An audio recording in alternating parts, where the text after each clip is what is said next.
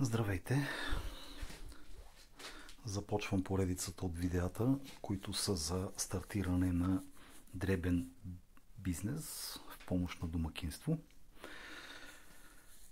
Тъй като притежавам имот, който съм закупил за смешна сума от 3000 лева, в който има две сгради, мисля като за старт в едната сграда да използвам едната от стаите и да изграда клетка от външната страна, в която да живеят птиците като за старт. Но първо ще трябва да ги изчупиме. За тая цел си потърсих в мрежата инкубатор, тъй като повечето са на цени над 150 лева. С тези данни повечето са над 150 лева. Си взех втора употреба, може и да греша, но взех си втора употреба. Такъв единственият му дефект е, че не може да завърта на люлката с дръжката отвън, а завърта отвътре. Така. Цената, която съм платил, тъй като условието в самия канал е бюджетно от заплата. Моята заплата е смешна 900 лева.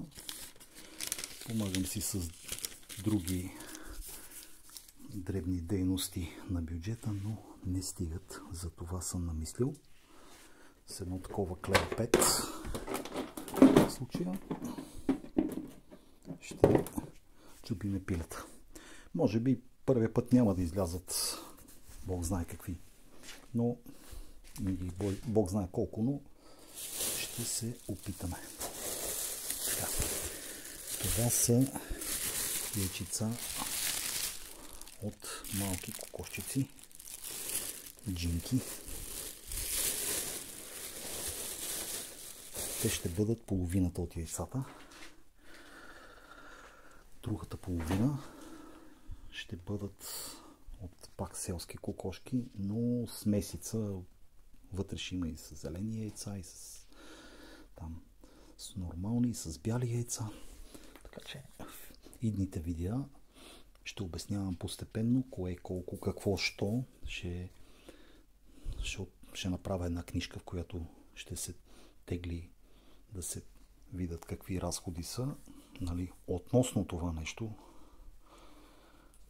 а не относно инвестицията, която съпътства, нали, ремонта на сграда или нещо от този род. Просто за този дребен бизнес. Като смятам половината като за старт да ги продам и с паричките, които ще взема за половината пиленца, ще купя други яйца, които ще са вече малко по-хубави, нали? И така. Тъй като тези съм ги взел на 30 стотинки, а другите ще ги взема на 40. Това са яйца, които са си оплодени. Има си петли. И така. Това е за сега от мен.